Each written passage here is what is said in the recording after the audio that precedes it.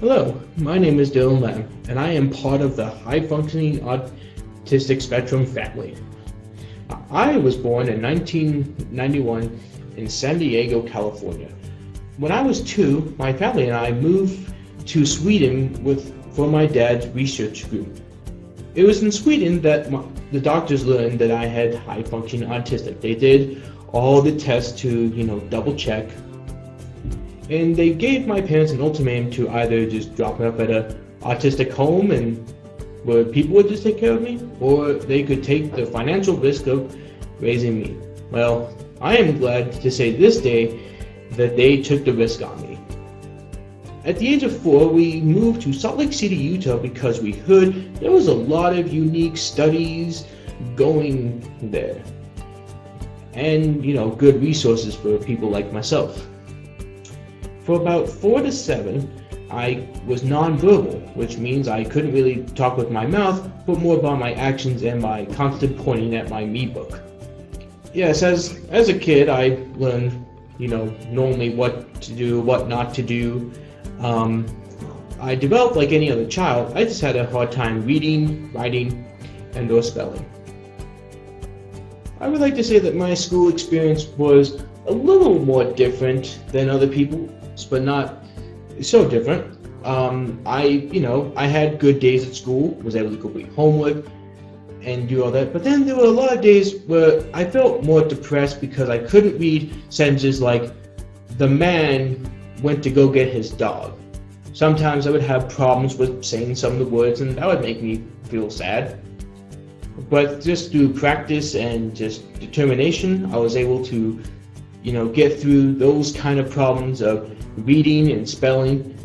But every now and again, even in one of the jobs I did, when I read to a kid, the kid even said, can you even read? Which did hurt my feelings.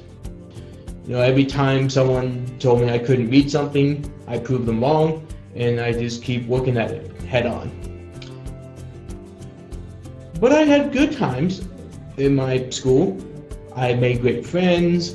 In high school, I was in the football team for 2 years, so that was pretty cool to get that kind of growth and experience that, most would never think they could because they would talk themselves down from even trying.